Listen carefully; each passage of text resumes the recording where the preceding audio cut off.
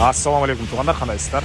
Назарыңыздарда қайрадан эле базары жоқ каналы бүгін 4 январь 2023 жыл мен Соқұлықта жүрем туғандар. Ошол Соқұлықтың центринен бир сатылуучу үй бар экен. Ошол жөнүндө сиздерге маалымат берейин деген биринчи жолу баруу жолун түшүндүрөйүн. Азыр мен турган жер туғандар Фрунзе трассасы, Соқұлықтың негизги трассасы жана Калина көчөсүнүн кесилишинде турам.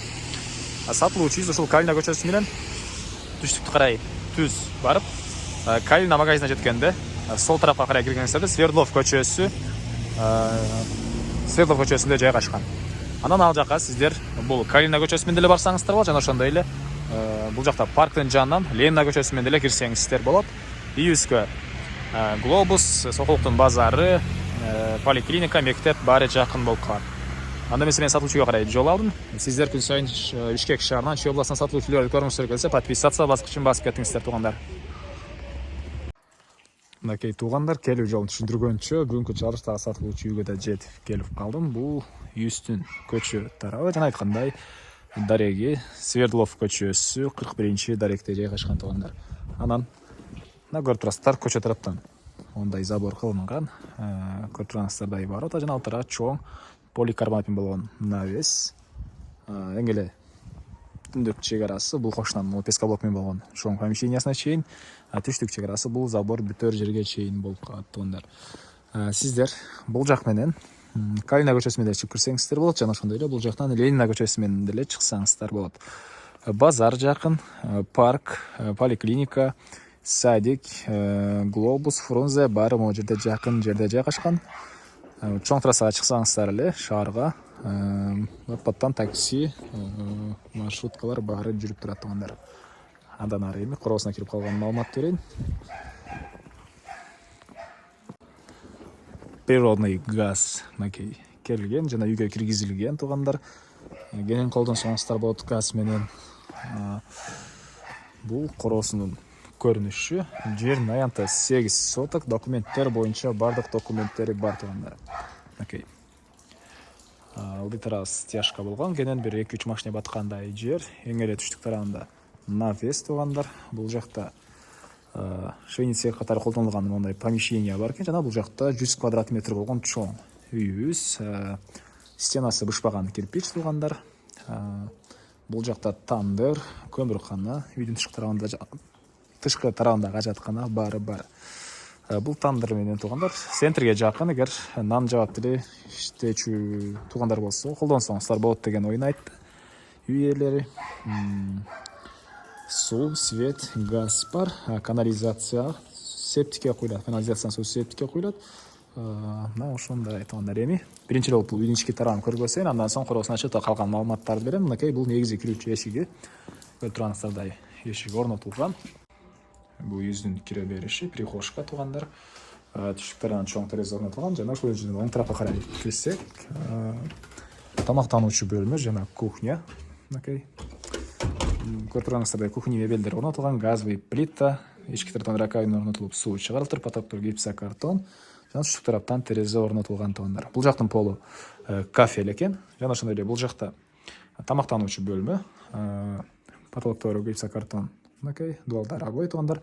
Бул вакытка чейин бул жерде негизинен тугандар тамактануучу столдор болгон экен. Бирок азыр кээ бир жерден улам, кээ бир себептерден улам мондай швейный цехтин машиналарын алып кирген учуру. Андан ары түзөлүп өтсөк, бул жакта дагы бир бөлмө.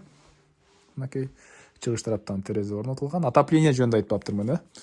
Отопление, паровой отопление, көмүр менен иштеген котел менен үйдү жылытат тугандар. Андан ары түз өтсөк, бул жакта дагы бир бөлмө мынакей тугандар. Гипсокартон потологу, дуалдары обой, жана чыгыш тараптан катарынан 2 терезе орнотулган тугандар. Анан бул жакта бир спальный бөлмө. Жана бул жакта дагы бир спальный бөлмө жайгашкан. Дагы бир спальный бөлмө. Экөөнүн тең батыш тараптан пластик терезелер бар экен, жана тамактануучу бөлмөнүн түз эле бул эшик аркылуу өтсөк, бул жакта душ ванна, үйдүн ички тарабындагы ажаткана жана отоплениянын котелу жайгашкан бөлмө. бул жакта отопление котелу жайгашкан. Эми андан ары мен кайра сатылуучу үйдүн короосундамын туугандар. Так, бул жакта үйдүн тышкы ажатканы жана көргөздүм. Бул жакта деле навес кылсаңыздар болгудай же да бак эксеңиздер деле болгудай бош жер бар экен. Көмүркана, тандыр, ажаткана жана бул үйдүн чыгыш тарабынан көрүнүшү. Анан арткы тарабынан дагы огородко өткөн жай бар. Жана бул жак менен деле өтсөңүздөр болот. Мал эси, мал карайм десеңиздер, ошол жактан киргизип чыгарсаңыздар деле болгудай туугандар. Бул жакта навес, навестин түбүндө тапчандар туугандар. Камералар, мынакей күзөтүү камералары да орнотулган үйдүн чыгыш тарабына деле. Үйдүн батыш тарабына, огород тарабына деле камералар, күзөтүү камералары орнотулган. Короңуздуу кенен үйдө отуруп эмне болуп жатканын көрсөңүз болот туугандар. Эми бул жакта бул помещение швейный катары колдонулган экен. Анан могу навестин түбү менен сиздер үйдүн батыш тарабындагы огородко өтсөңүздөр болот. Бул жакта подвал, бул жакта жанакы душ, ванна, үйдүн ички тарабы ажатканы, котелго ошол жактан да кирип чыксаңыздар болот. Өзүнчө эшиги бар экен туугандар. Андан ары бул үйдүн батыш тарабы. Бул жакта мынакей түрлүү бактар, чегралар могу зымтордон түз кетет. Могу чоң дарактарга чейин бул жол менен. Негизинен кызыл китеп бар. Келсеңиздер үй ээси сиздерге чеграларын тактап көргөзүп берет туугандар. Жаңакы бакы жана көптөгөн жаш мөөгө кирген бактар туугандар.